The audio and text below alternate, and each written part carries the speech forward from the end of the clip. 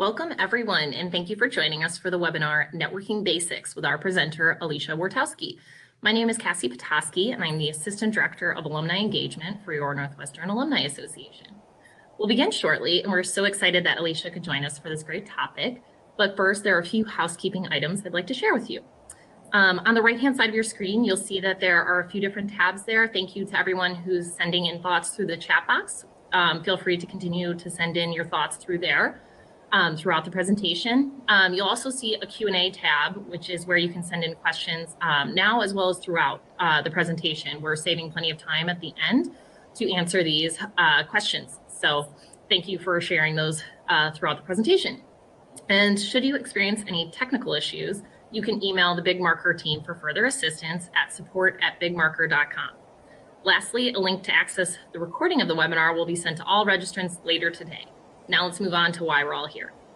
Alecia Wartowski joined the Women's Center in January 2013. She previously worked as a legal aid attorney at Cabrini Green Legal Aid as Director of Family Law and at Chicago Volunteer Legal Services as Director of Guardian ad litem for Minors Program.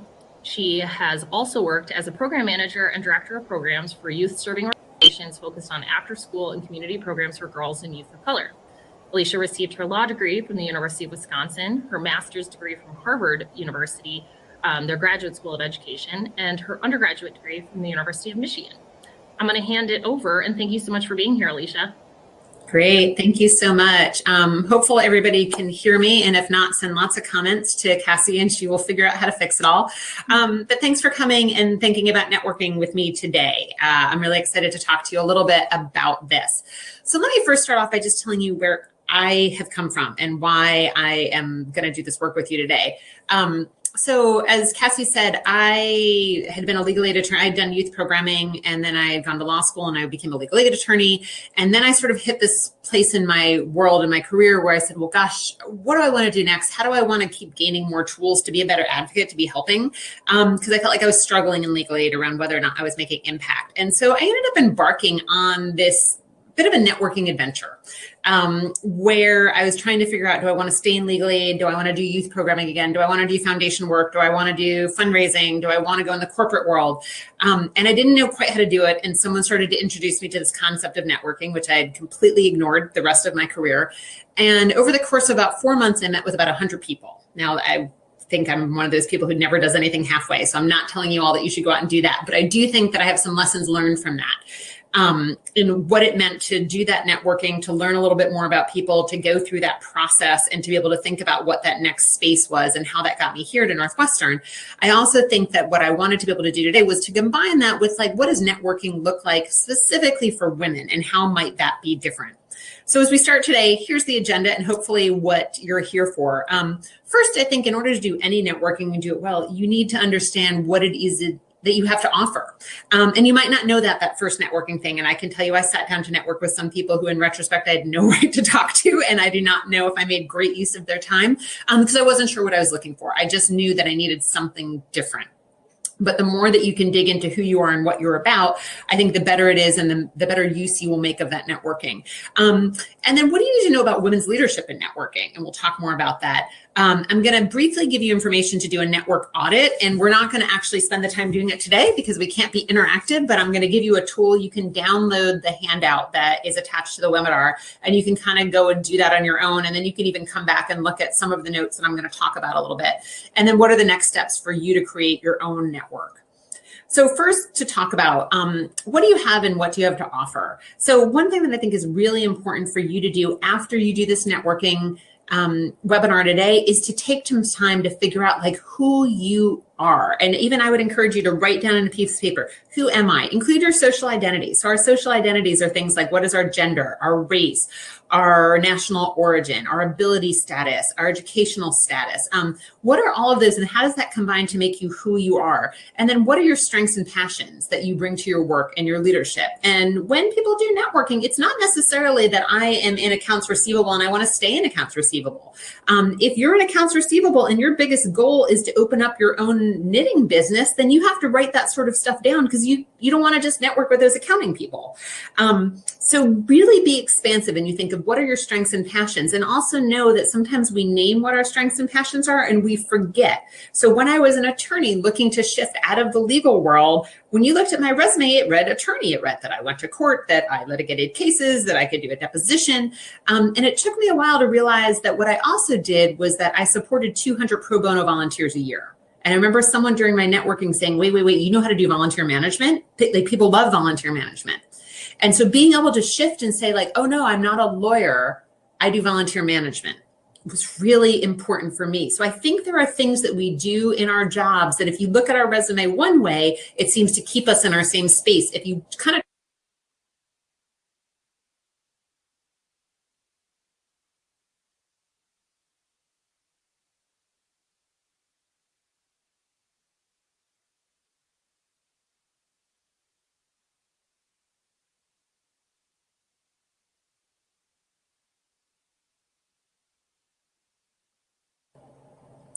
Hi, I don't know what just happened there. I got cut off. Hopefully I will stay on. So what are those next things you need to be challenged? And maybe that's about your work-life balance. Maybe it's you need to be in a space where you need to learn. Maybe Alecia, we can't hear you. I wonder if maybe we can try the audio only version and see if that does the trick. Sorry about this, everyone. We'll get her back in here. Okay. On Mike, can you hear me now? Can you hear me? Great. Yeah, you're coming through loud and clear. Okay, so you'd prefer to just stick with the audio version? Yeah, that might be best. I'm sorry about that since Nope. it dropped, but it seems like everybody can hear you now. Okay, sounds great. So as I was talking about, you need to sort of be able to put down that priority list as to what it is you're looking for. We're looking for different things at different parts of our lives, and to be able to say, okay, I know that maybe my list has 20 things on it that says that I care about these. If I had to kind of rank order them, what is that going to look like? And how does that help me maybe focus my networking?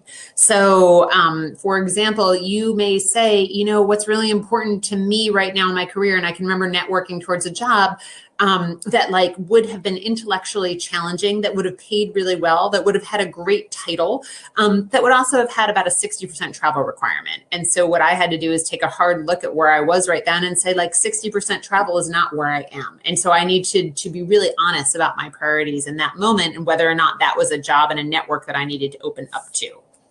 So once you've spent a little bit of time thinking about who you are and what you have to offer, the next thing I would suggest that you do is you work on your elevator speech. You're going to need this in your networking. So an elevator speech is that short little piece of being able to tell someone when they say, what is it you do? Or what is it you care about? Where you can tell them that in the time that it takes to ride up an elevator. I always say not in the time that it rides up to the top of the Willis Tower. So please don't make it a 7-minute speech. You want to give them just enough information so that they ask you to tell you more. So maybe it's a minute or so.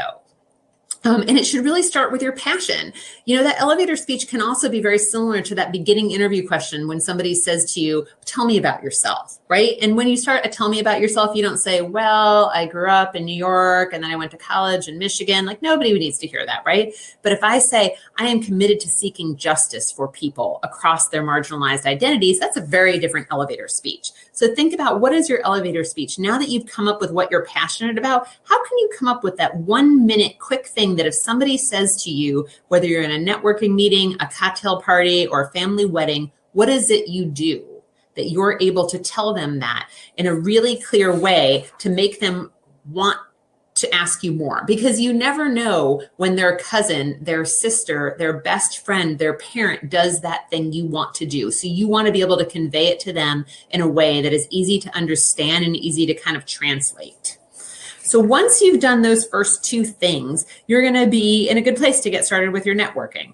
So I think the first question is, so why do women need better networks? I feel like we can make less of an argument about this than maybe a year or two ago when we had to spend a lot more time bolstering that up. And people said, oh, but women and men, we're in a great place. I think that perhaps the world is understanding that women have a long way to go until they have equitable relationships in the professional world. So just some quick statistics to get you started. So even though women are earning more college degrees than men, they're earning 60% to 40%, they are still underrepresented in leadership roles. So as you can see, they're only 34% of doctors, 19% of Congress, 15% of executive offices. In financial services industries, they make up 54% of the labor voice, but are only 12% of executive officers and only 18% of board of directors. None are CEOs. In the labor force in healthcare and social assistance, there's 78% of the labor force, but only 14% of executive officers, 12% of board of directors. None are CEOs. In law, my former field, 45% of associates, 25% of non-equity partners, 15% of equity partners. And finally, in information technology, only 9% of management positions and only 14% of senior management positions in Silicon Valley startups. So the world is still significantly unequal. Now, what I want to tell you is do not beat yourself up saying like, well, why is it that I am not in those senior management roles? What is wrong with me that I haven't gotten that far? You know, at the end of the day, I'll tell you that we still live in a very patriarchal, sexist world. And that doesn't mean necessarily that individuals are holding you into a system, but the way that patriarchy and sexism works is that there's a system at play and it institutionalized, it works that way and it stops women from moving forward. So at the end of the day, women don't necessarily have significantly worse networks than men. It's just that their networks are different. And we're going to talk about that in a minute. But I think also if you're saying to yourself, like, why can't I get ahead? Why can't I have this opportunity? Why can't I? Take the pressure off yourself a little bit and realize that there is this system at play that puts you in a slightly different place. And how can you either support the growth of women around you, or if you're a man tuning into this webinar, how can you be an ally to women in a new and different way? So I will talk to you a little bit about some of the research of Herminia Ibarra, who I reference here, and there's links so you can go to her website and you can read more. She was a professor at Harvard Business School. I think she's now at the London School of Economics. But when she talks about strategic networking in women, she talks about a few things. So there's probably 3 types of networks that you should be thinking of. They're operational networks, and those help you manage your current internal responsibilities. Personal networks, those are the ones that help you grow personally and professionally. And then strategic networks, and those are the ones that help you envision your future, sell your ideas, and get the resources you need.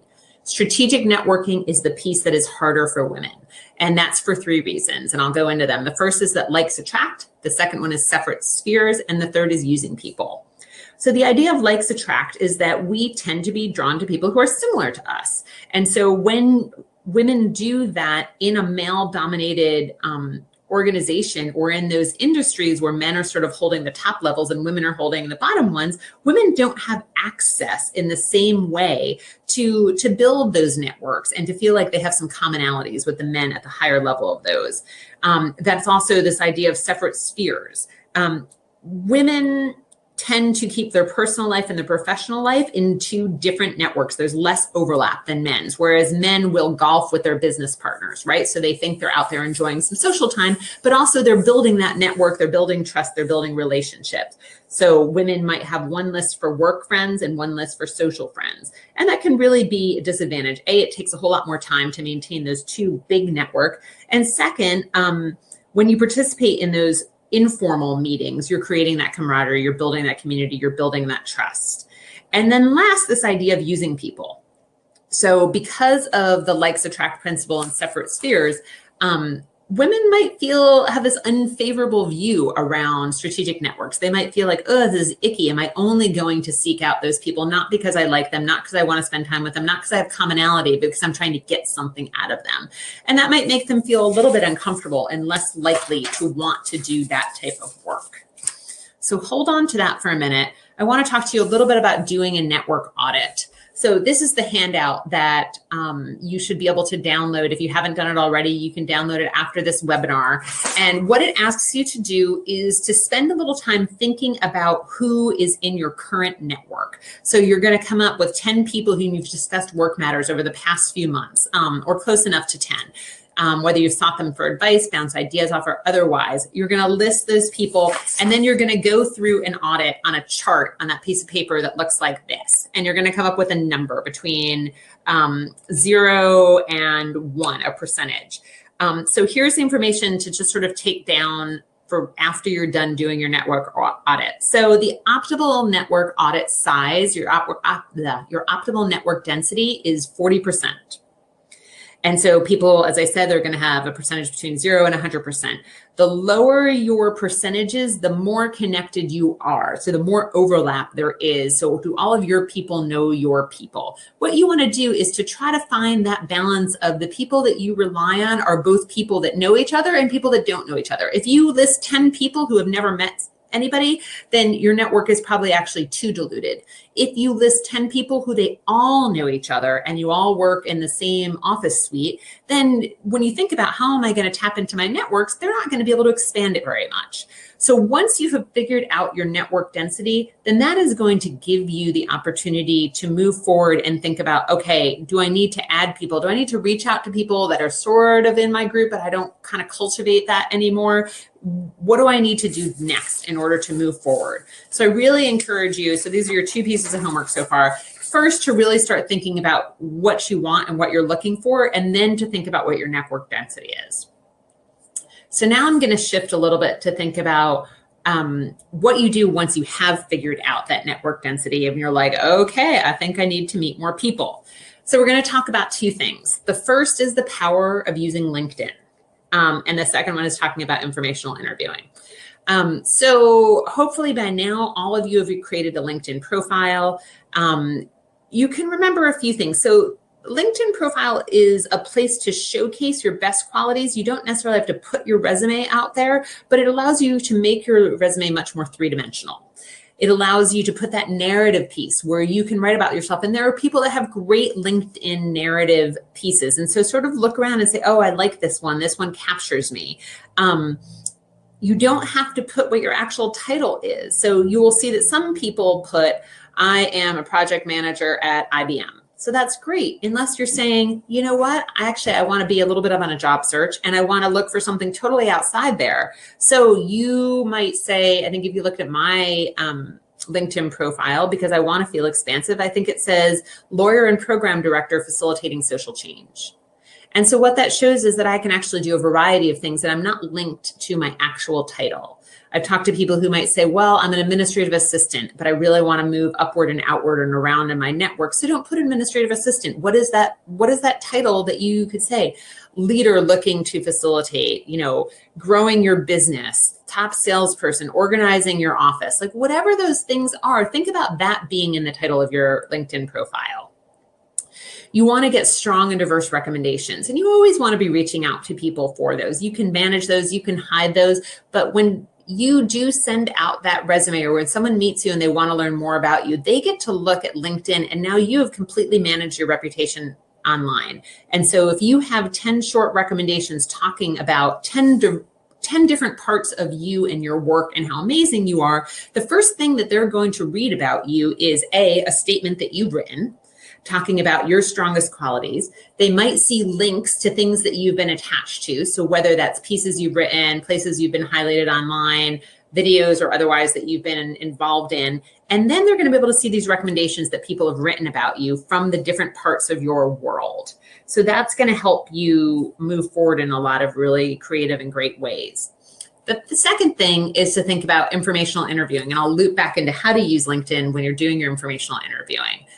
So informational interviewing is simply the idea of going and meeting with someone for maybe only 15 minutes and learning a little bit more about them, their career trajectory, or the workplace that they work in. And this is going to help you in a bunch of ways. So it allows you to make a connection within an organization so that if there's a job in the future there, you're going to be able to follow up and send your resume and kind of get a foot in the door. So for example, you meet with somebody this week in an informational interview, make sure when you're setting up that informational interview that they have a copy of your resume. Thank you so much for agreeing to meet with me. Attach just a copy of my resume just so you know a little bit more about my experiences. So they have that. So what might happen is a few months later, there's a job opened up in that organization. You send your resume through the HR functions, but you maybe also send a resume and cover letter to that person you did the informational interview with. And you say to them, hey, thank you so much for having met with me a few months ago. I was lucky enough to see that there's a new position open within your organization and I've applied. I've attached my materials. Any recommendations or help you might be able to give would be greatly appreciated.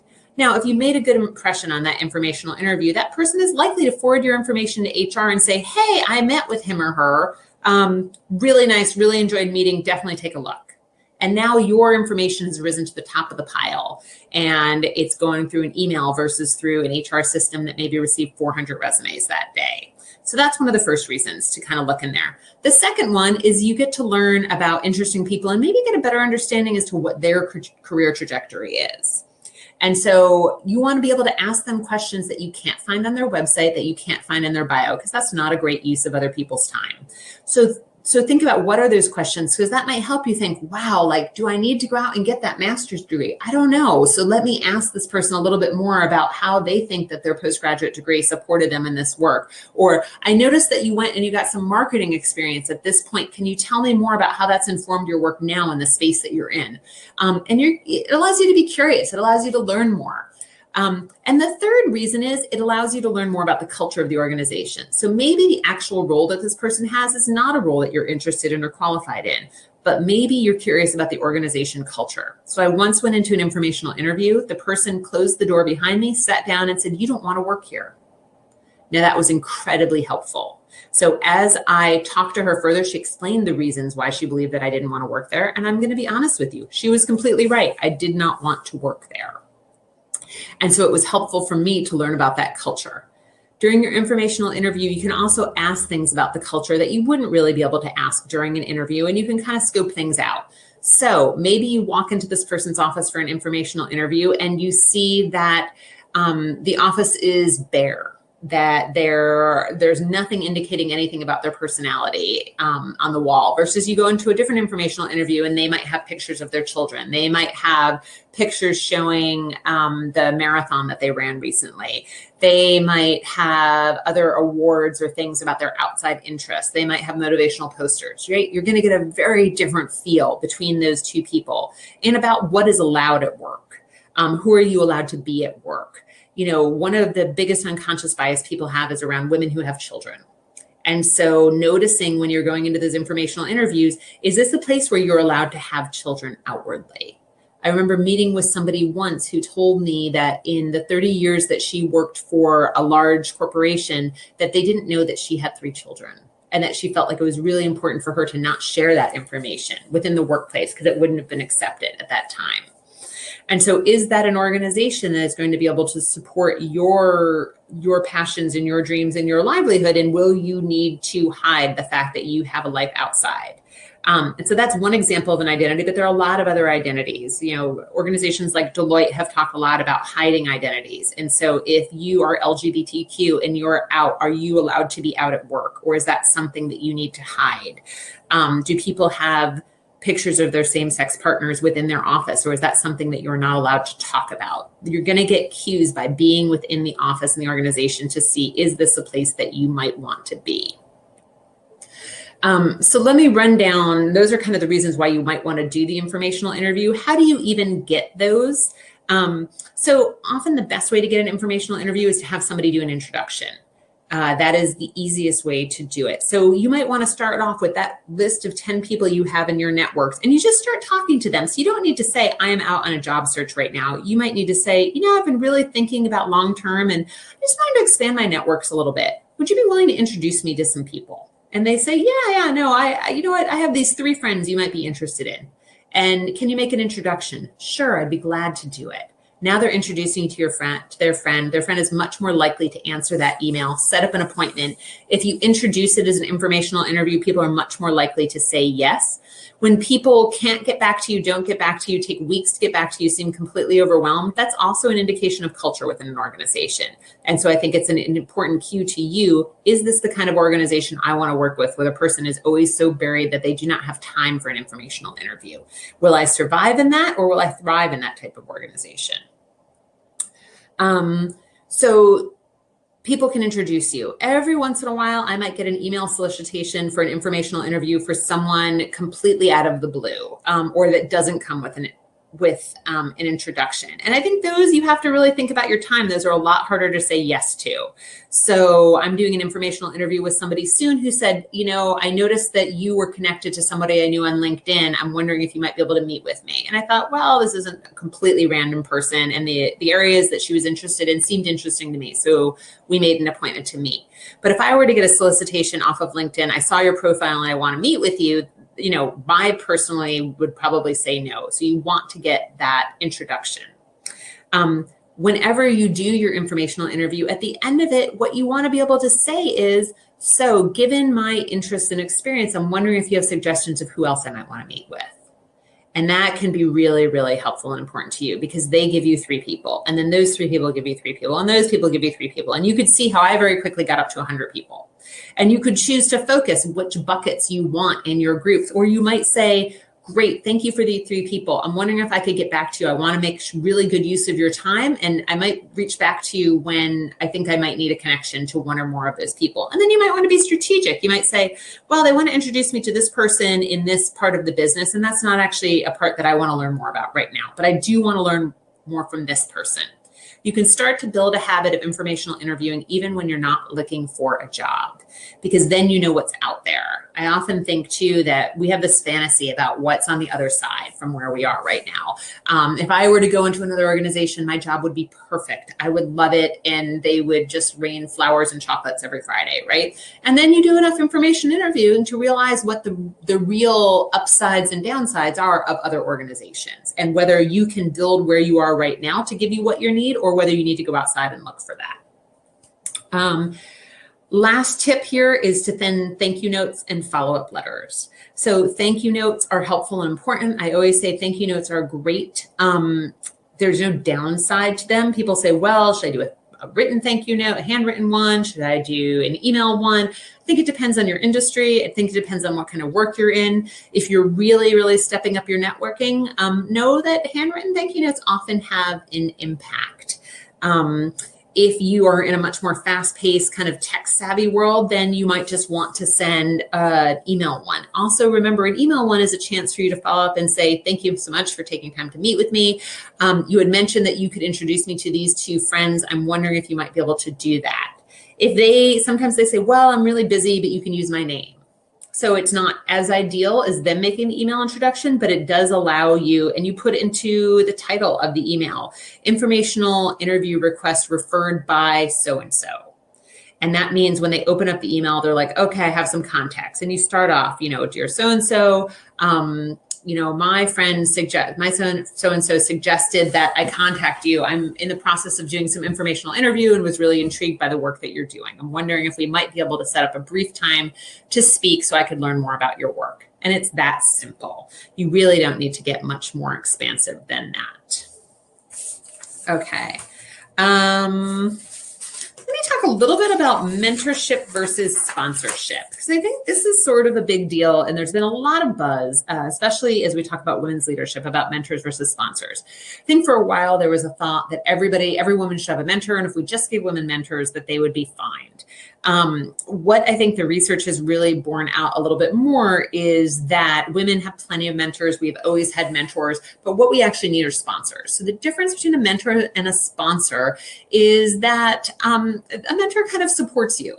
They might have discussions with you about building your skills. They might help you think about your vision, give you suggestions, feedback, insight, otherwise. And they might be those people that we go and we have coffee with and that you really admire. Whereas your sponsors are a senior level person who is invested in your career. And we won't have as many sponsors as we are mentors, but they're the ones that bring you to the table, that bring you to a meeting, that recommend you for the fellowship or the promotion or being able to sit in on a project. They are personally invested in your upward mobility. And so what research has shown is that women actually need to think about how they can increase their access to sponsors as opposed to just access to mentors. Not that mentors aren't great. Mentors are a bit of a silver bullet in the youth development world, but as they get into adults and women specifically, what we need to do is focus more on how do we cultivate sponsors. And knowing also that we do not need to have a sponsor of our same gender or same race. that there is a lot of like cross-identity sponsorship that goes on. And quite honestly, because men often have access to those halls of power in a different way, finding a male sponsor within your organization who would be able to support you might be a whole lot easier than finding a female sponsor. And I think for people of color, even more so true. And that as people of color move up through professional networks, they might be asked to mentor or sponsor kind of every other person of color below them. I think this happens for women as well, maybe not in the same types of numbers. So it's a lot of pressure and it's a lot of extra work. So how do we also look across our race or gender in order to find those sponsors or mentors to keep in supporting us? And the last is thinking about creating your own personal board of directors. So, and that could be full of kind of mentors and sponsors. So your personal board of directors is that group of 4 or 5 people that you know that you can reach out to during a leadership dilemma. They can both be within your organization and outside of your organization. They don't need to be people that know one another, and they don't have to have roles that are similar to one another. But these are the people that when you do have a leadership challenge, you are going to go to and reach out to and say, how do I do this thing? They're not there to necessarily get you a new job. They're there to help you navigate your leadership challenges in your current job, knowing that when you're successful at those, that often leads you to being able to step up into a different role. This idea of a personal board of directors was really helpful and important to me because I felt like I had mentors in my life that I would go and I would have lunch with or I'd have coffee with. And once I started to look at them as my personal board of directors, I realized that I could use them in a very different way. I could actually get advice and wisdom from them. And they were women who are 10 or 15 years older than me. And so I can remember having a leadership dilemma where I felt stuck. I had no idea what to do. It was at a really critical and crucial point. And so I reached out to several members of what I would consider to be my personal board of directors individually and said, this is the dilemma. I'm not sure what to do. And they were able to talk that through with me and give advice from where they sit. And I didn't necessarily tell them that I was reaching out to them, right? I was able to gather up 3 or 4 pieces of advice and then kind of put that all together and figure out what to do with that. There's an advantage to having those people within your organization and outside of your organization. There could be a leadership dilemma that you have that's sort of so hot that you can't tell people within your organization because it would be incredibly dangerous. That's when it's helpful to go outside to your board of directors who maybe don't even know the players and say, like, this is going down. This is really important for me to know. Sometimes it's really helpful within your organization because you might say, I've been invited to go and present at this meeting. Like, how do I navigate that room? And your board of directors, some of them might know all the players and say, listen, I know that this person works best when you do X with them. I know that this person is going to need this from you. Go have a conversation, a pre-conversation with this other person. They're going to be able to give you that kind of internal advice that helps you navigate that space. Who's on your personal board of directors is really going to evolve throughout the course of your career. Who is on them at 25 is different than 35 or 45 or 55. You want to create a diverse board. So again, they shouldn't all be women. They shouldn't all necessarily be people of your same ethnicity or race. You want to think about how can I get a bunch of different perspectives and identities within there. It's all right if they're not people that you can sit down and meet with personally. I've also heard of people using networks, so LinkedIn or otherwise, to say, like, I've actually built this community where I'm able to kind of talk things out with them. If you have sort of an odd number, and this is an interesting recommendation from this particular article that I cited, that way, if you're almost taking a little tally in your head, like I went to all 5 people and really at the end of the day, they're leaning this way versus the other way. And you want to invest in your board. So you don't just want to call them at 3 a.m. when you're afraid that the building's going to burn down because something dramatic is happening. You want to be able to contact them over time and continue to cultivate them and to get their buy-in and support. And finally, you always kind of want to be on a lookout for new members because there are people that are, as you grow in your career, as you move, as your skills really transform and evolve, you're going to be able to find new people to be a part of that. Okay, so I want to spend a few minutes just thinking with you about your next steps, and then I'm going to be able to hopefully indulge in taking and doing a bunch of questions with you. So first of all, I would tell you, for those of you who are sitting there terrified and saying, but I'm not a good networker. I don't know how to do it. I'm terrified. So building your network is like building a muscle. I really, truly believe that the more you do it, the better you get at it. People who know me really well would say that I am a fake introvert, fake extrovert, that I'm not actually extroverted, but I have practiced it through my networking. I had never done any networking in my life, quite honestly, before I went and I met those 100 people for a cup of coffee. But the more I did it, the easier it got, the better it got. And quite honestly, it allowed me to meet a lot of really interesting people who I would have never, ever met with otherwise. And I've kept in touch with some of those people to this day. Have they helped me get a job? Have they helped me forward my career? Maybe not. Some have, some haven't, but I've actually gotten to connect with people in a way that sometimes is hard when we have our heads down, we're at our desk and we're trying to manage our work life and we're trying to manage our home life. And I was able to really connect with people in a new way. Not every meeting leads to a job. And in fact, I would say that most do not lead to a job. And so you cannot start this networking process assuming that once I walk out of these 3 networking meetings, I'm going to have a new job. In fact, you don't want to do an informational interview when there is a job posting or when you're trying to info interview with the hiring manager. It makes it really awkward. So I know that I had a professional circumstances where we had a job posted within our office, and I probably had 5 or 6 people reach out to do informational interviews when the job was posted. And we made a decision as a team to say, like, no, we can't indulge any of those informational interviews because that feels like an unfair advantage. That had they come before we posted the job, yeah, maybe we could have a different kind of conversation, but we needed to have a little bit more of a level playing field. So if there was already a job posted, it's probably not a great time for you to ask for that info interview if you're going to apply for a job.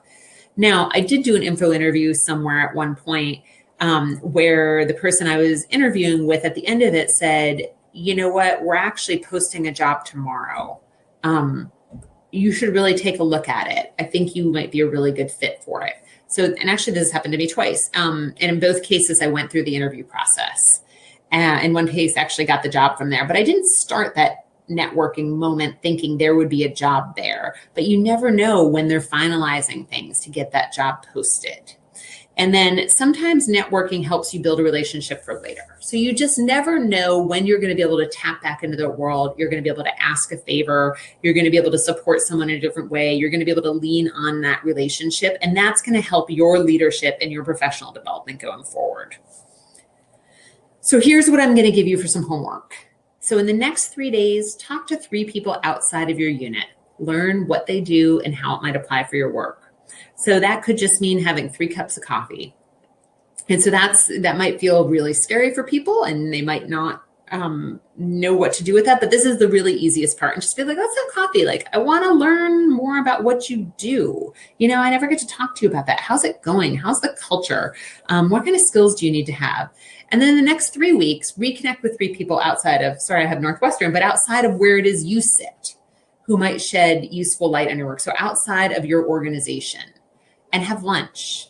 And so that's like, okay, 3 lunches in 3 weeks. That's a lot. People actually like to connect and slow down and sit and do those lunches. And so how can you start that? Again, to start building that muscle. And then make a list of 5 senior people you need to get to know. Figure out ways to strengthen those relationships over the next 3 months. You might not be able to follow through and build amazing relationships with all 5 of them, but you want to be able to start targeting them. In the meantime, you need to think about that LinkedIn profile. You need to think about how you're going to be able to move forward and build your network with that. One thing I realized that I forgot to tell you is we were talking about LinkedIn. And I know we've had questions on in the past. So you say, well, I'm living in Chicagoland and I really want to move out to California, but I don't have a network in California. How in the world can I build up my network there? And so this is where something like LinkedIn is really powerful and really helpful because it connects us all throughout the world in ways that maybe we didn't imagine. So you're using your LinkedIn profile. Maybe you're going to conferences. Maybe you're asking people to connect you with those in California.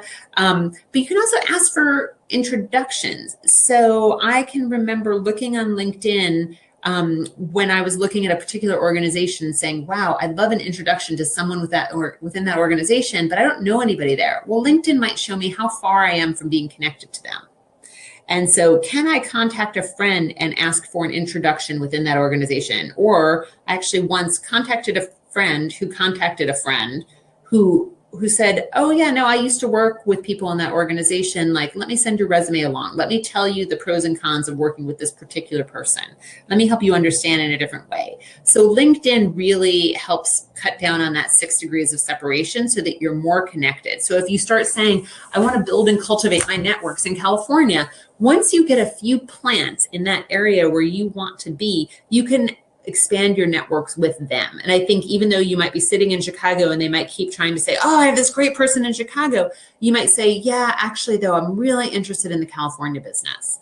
Can you introduce me to some more people in California? Even if we do these networking informational interviews over the phone, I still think that we could really connect and I could really learn something from them there. So that was the last thing that I wanted to be able to talk to you about. I think that is it for me, but I can definitely take a lot of questions. So I think Cassie was going to read some of those questions off, and I will try to answer as many as I can. Please start typing them in so that we can answer whatever you might need to hopefully get you started on your networking. Awesome, Alecia, that was so great. Thank you for sharing all of the great information. We'd love to start our Q&A session with some questions from Pamela. Pamela has been writing in some questions about informational interviewing, and I know that you mentioned getting a personal introduction to someone for an informational interview is a good way to kind of land that informational interview. But how do you persuade busy people who don't know you to take time to give you an informational interview? So I think, that goes back to like, what is the culture of the organization? So I will say that, and for those of you who have actually answered that call for an informational interview, I think typically we're like, yeah, no, I'd be willing to do that. When you can get that recommendation from a friend, it sure helps a lot. And I think when I am offering to connect people in my world, I'll take into account whether or not I think they're too busy to do it, or sometimes I'll reach out ahead of time and I'll say, hey, I have someone who I did an informational interview with the other day. I think they would really benefit from meeting with you, but I know you have a lot on your plate. Could I make an introduction? And sometimes they say, you know what, I just can't right now. And sometimes they're like, yeah, no, sure. And then they're much more likely to answer that email call. I think it's harder, if I reach out to somebody to make an introduction for an informational interview and I don't know them that well and I haven't talked to them in a really long time, like they might not answer might not be as likely to answer. So I think that when people are making those introductions, you have to know that not all of them pan out. But if you're doing it regularly, you can start to build that networks. And sometimes like circles are really small. So maybe someone tries to make an introduction for you to do an informational interview with somebody else, and you don't ever really hear back from that person. When that email comes out, Alecia and Joe, I wanted to introduce yourself. Alecia just met with me recently. And I thought that, Joe, you could really help her given the kind of work she's interested in. Immediately, I want an email back. Thanks so much. It was so nice to meet with you the other day. Joe, I would love to be able to buy you a cup of coffee and do a brief informational interview with you. Please let me know if there's some time you have coming up in the future. And so that might be enough to get that door open, to get that person to say yes to that email, to say yes to that informational interview. Sometimes people are just too busy, quite honestly. And so I remember networking with somebody, and we went back and forth for probably 3 weeks about whether or not we were going to set up an informational interview. And quite honestly, it never happened. The thread kept dropping. And then months later, I came into that organization to work and met this person in real life. And they were like, we were supposed to get together, weren't we? And I was like, yep. But I also realized that where that person lived and worked was like crazy. And they never had time for any of that stuff. And so although I could have met with them in an informational interview, what I learned from not meeting with them was I would never want to work in their unit because they literally don't have time to breathe. Because they're too crazed to make those meetings. So I think whether or not they respond to an informational interview can also give you an idea of culture. Mm-hmm. Yeah, that's great feedback. And I know you mentioned that you may not want to do an informational interview when there's a job posting necessarily, but how do you more broadly navigate the fact that some people still think an informational interview request means you want a job interview? So I think when you use the phrase informational interview, that it is an indication that you're just looking for that 15-minute piece. In my experience, people are not mistakenly thinking that you're looking for a job there in that space. Now, there could be, there are obviously organizations and units where there's always job postings and there's a ton of them. And maybe there would even be one in that particular unit, but maybe you're saying, I'm not interested in this. And maybe you come clear with that. I know you have some postings right now. They're not ones that I think are the best fits for my skills and talents, but I would really enjoy learning a little bit more about you and your trajectory, because I think it might be helpful as I move forward. So maybe you come clean a little bit. If you're like, no, that job that you just posted is not the job that I'm looking for. I really did want to meet you because someone else recommended that to me. Mm-hmm. And along those same lines, how do you navigate utilizing your connections when there is a job posted? So I think that then you can kind of tap into it. So people, the unconscious biases I think that we have that hurts people without strong networks is that people would rather hire somebody that they know or that's recommended to them, right? Like you'd rather know like, oh, wow, we all love her. She's fantastic. So when you do apply for that job, how are you connected to that workspace? Through LinkedIn and through your networks? And can you tap into those people and say, hey, can you put in a good word for me? Hey, here's my application materials, any recommendations that I have? And they might be able to do things from actually forwarding your information to the people in the process, to talking to people who might be part of the interviewing process and saying, oh my gosh, I know Alecia, I love her. She's fantastic. To even just giving you some thoughts like, you know what, they don't know me that well, but I can tell you, here's the sort of things that we've been talking about a lot. Here are some values. And if you can drive home those values during the interview process, I think it's really going to resonate with them. So I think that's how you tap into that. And the more people you get that sort of are tapping and poking at that job experience you have, the more likely it is it's going to trickle to a decision maker who's going to say, oh, wow, like I like that this person's coming strongly recommended. Mm-hmm. Yeah, that's really helpful. And Nadia is writing in a really great question about do the same principles apply inside and outside of your organization, or would you use different techniques within the organization in terms of networking internally? Yeah, so I think, it depends on how close your community is outside. So internally, obviously, you want to be really careful. You don't want to say, I'm looking for a job. I need to get out of my job as fast as I can. It's horrible here, right? You don't want to have those conversations. So you could just start your internal networking by saying, I'm just exploring. I'm trying to think long-term how I can continue to grow and develop within the organization, and just wanted to be able to think with you and learn a little bit more about what you did, what you're doing. And so that's vague, but it's sort of this wink where they might say like, oh, wouldn't be surprised if they're looking for a new job. Outside your organization, you might be able to be a little bit more candid. And sometimes you can just ask for discretion. You can say, confidentially, like, I'm not totally being transparent about my job search right now. So I just, would ask that you keep it quiet, but I am thinking that it is time for me to move. It's time for me to approach my next challenge. So you might talk differently. There might be points when you do need to have that confidential conversation internally to your organization. If you're like, wow, I need to get out of my current job situation and fast, how can you do it without revealing too much? I don't think that you ever want to do networking internal or externally where you're saying bad things about your current employer and your current boss. That is not going to help you. You want to be really thoughtful about, even if you are in a really hostile, aggressive, oppressive environment, how can you say, you know what, I've decided that it just needed to be time for a change. I think that, my skills and interests are just not quite aligned in the same way that they used to be.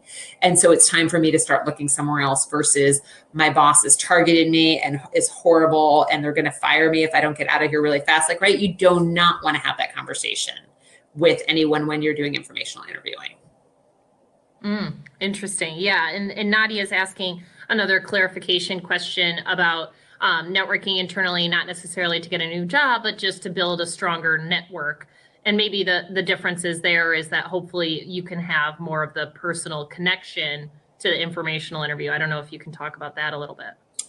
I think you can build up those colleagues and maybe over time they become your mentors or your sponsors, or I know there's, if you read Lean In and are part of that world, and I have complicated feelings about it, but one thing that Sheryl Sandberg does talk about is like a lean in circle. So could you build a group of people within your organization that are part of your network that like you kind of all get together and you inspire one another and you support one another and you prod each other on, so that when you get tired and you're like, oh, I'm so sick of informational interviewing and not want any more coffee, that they're the ones holding you a little bit accountable. Did you make those 3 appointments this week? Did you reach out to that senior leader to follow up from your presentation? What did you do? And so I think you can use those internal networks in a different way. And then I think you just have to figure out, who can I trust? And sometimes you can have really, really candid and trustful conversations with people that you work with. And sometimes it might not be as wise to have those because it might get back to the wrong people. Mm-hmm, mm-hmm. And in talking about the LinkedIn profile, because I know you mentioned this a little bit, how do you, or do you have advice on kind of developing a LinkedIn profile that says, I may be looking for new opportunities, but not saying that too obviously so that your current employer knows that you're looking? Or how do you navigate that? So I think there's a few different ways. So I think that if you have a LinkedIn profile that you have never touched and all of a sudden you start updating it every day and your boss is one of your LinkedIn friends, that they're going to wonder what's going on. So there's actually a button that you can click on LinkedIn that does not send updates out to your network every time you make a profile change. So you might want to think like, let me first really dig into doing kind of working on my LinkedIn profile a little bit and really changing it. And once it's totally changed, I will switch that button back on so that if there are updates that it comes back on there, but I'm going to kind of do it undercover a little bit. But then again, as I said, like maybe you don't want your title. Maybe you want to think about what is my different title. But then maybe over time, when you're linked to new people, it'll often send out sort of a broadcast announcement. If you are info interviewing all the time, then it doesn't look weird that you connect to a new person or two every week or every other week. If you have never had any of those updates and your LinkedIn has sat completely stale, and now all of a sudden you're connecting to 5 new people a week, your boss is going to know you're looking if they pay attention to your LinkedIn. So figure out, what is that balance, and is it worth having the updates? Is it not? Do you start talking about like, you know what, I need to just start getting out at lunch more. Like I realize that like when I go and I meet with my friend who's over in that department, like just my thinking is really clear and I'm able to come back and it helps my work, right? Or I'm going to go meet a colleague for coffee today because I have really invested a lot more in building my community here. Right? If you start talking like that, then it might not be surprising that your LinkedIn is starting to look different. And if you just make it a habit, maybe it takes you 6 months or a year to find that new job that you're looking for. But it looks like it's just been this habit of networking versus all of a sudden it's this on-off switch and your profile's changing, you're networking with new people every day, you have 17 new recommendations. I would maybe think about turning that alert button on your profile off for a little bit until the bulk of that work is done. And then as it sort of trickles back up, that's when you want to turn it on. Interesting. That's really helpful advice. And we have another question about would you ask for a 15-minute meeting for an informational interview, hoping that they'll give you 30 minutes of time, or how would you navigate that time frame? And if it is only 15 minutes they can give you, how do you make the best use of that time? So I think that you ask for 15, knowing you're likely to get 15, but also don't schedule something immediately after it so that you have to run out the door. I do think that people will often give you more than 15, and people tend to chunk their times in half hour or hours. And if you really hit it off, I can remember going and sitting with somebody for an informational interview and talking for an hour and a half. And just really enjoying the conversation and just really learning a lot about how they thought and how they structured their career. So you never know what it's going to turn into, but I think you go in expecting, I'm going to ask for 15 minutes of this person's time. I'm going to use it as best as possible. And if we build something out afterwards, then like that's exciting and helpful. But if we don't, we don't. So I think you have to look at it that way. That's great. And we have another question about what you would recommend for networking outside an industry when there was a hostile environment, and you have to explain that without getting into the negativity. So I think you have to practice your story so that you know how you're going to approach it. And I think, that's also the same if you've had some job transitions. And so I think this is similar. So let's say you've been at a job and they downsized you, or they fired you, or they restructured your position. I feel like I hear about that a lot. Like my position was was eliminated. And now what in the world do I do? And how do I go out and have that conversation? And so I think you need to say, well, what is the script that feels true to me? That is still based in reality without saying like, you know what, I got this new boss. They came in, they wiped out everybody that worked in my office and they hired all their own people, right? And I'm angry and I'm hurt and I was on severance. And like there's a lot that we have that we might have to work through about that. So how instead do you say, you know what, I thought that I had done really good work there. I think that there had been a lot of changes recently and the company was going in a direction that was different from how and why I originally invested. And so I felt like it was helpful for me to start exploring what my next steps might be. Right. So that says like they're going in a different direction, but it doesn't throw anybody under the bus, but it gives enough of a hint that like, oh, this might not, there might be a story under there that's sort of why she's leaving or why she's looking in a different way.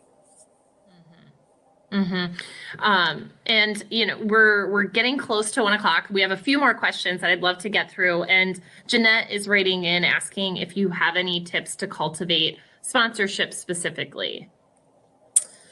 I don't know if I have a specific tip. So I don't want to make something up.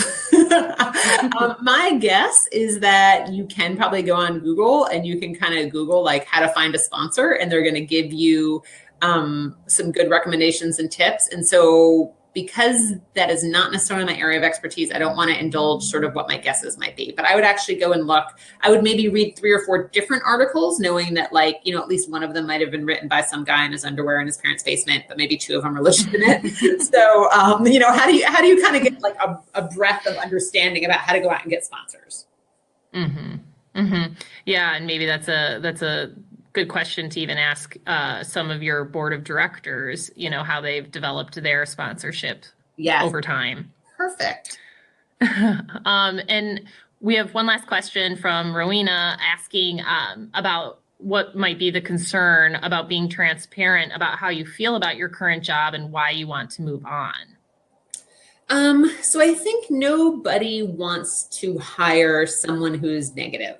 Right? Even if you have had a negative experience or a traumatic experience, I know I've had people to come in and interview with me. And I once had someone come in, well, why are you looking for this job? They were like, because I have to get out of my last job because my boss is crazy. Right? So I don't know you. I've met you for 30 seconds. And I don't know if legitimately you have a boss who's really horrible or if every boss that you've ever had, you believe this about. And so because we don't know people when we have that initial conversation, it may be best to not have that conversation. It could be that when you get in that new job and you've been there for a while and they know you and they trust you, you could say, I have to tell you that last job I had, wow, like it was really difficult. Like, I'm so glad to be in this space again, in this new space and to be treated fairly in a different way. But I'm not sure I would get into it. You also never know who knows people. So if you're going to speak badly about someone, you don't know if that's the person you're speaking to is that person's best friend. So in general, like we shouldn't speak badly about people. You don't know what is causing the work situation that you're in to be so difficult and challenging. Like if you have the fundamental belief that people are doing the best they can, even though they're hurting and damaging you, that might not be their reputation out there in the world. So you want to be thoughtful and careful about how you might go out and present them and perhaps like be the better person in that world and that conversation. And that doesn't mean that you should rave about them if they've been really challenging and difficult to you, but it does mean that, you kind of keep your mouth shut about what went on, unless somebody comes back to you and say, well, I was thinking about applying for a job there. You might say, I can only speak from my experience. And so I can tell you about some of the things that were challenging to me. They might not be challenging to you, and let them make their own decisions. Yeah, this has been so helpful, Alecia. We really appreciate you taking the time to provide all of these really great techniques and tips and advice. Is there anything else that you'd like to share before we wrap up for the day? I think just the only thing is you all spent an hour today thinking and thinking about how to get that networking done. The next step you have to take is to actually do it. You have to make that first call or send out that first email, and it's terrifying, and they're not always going to say yes, and it's not always going to be great. But the only way to do it is to try and to keep trying and to keep picking yourself up after. And I do promise you, you will meet interesting people. You will build new relationships. Like, there are really enjoyable things about networking, even if in this moment you're like, there is nothing I can think of that would be more painful or excruciating. Just take that first step and it gets easier and easier and easier. So I wish you all the best of luck as you move forward. Good luck with your networking. Good luck in finding that career that gives you joy and helps make your heart sing, because isn't that what we're all looking for? Thanks for spending time with me. Yeah, thank you again, Alecia, and thank you to everyone for joining us for today's presentation. It was such a great start to our second annual week with Northwestern Women. So thank you again, and please join us tomorrow. We have a presentation called "Can We Really Have It All?" on dual income families by a Family Institute professor, Emily Clear. So thank you all again. Have a great rest of your day, and go Cats.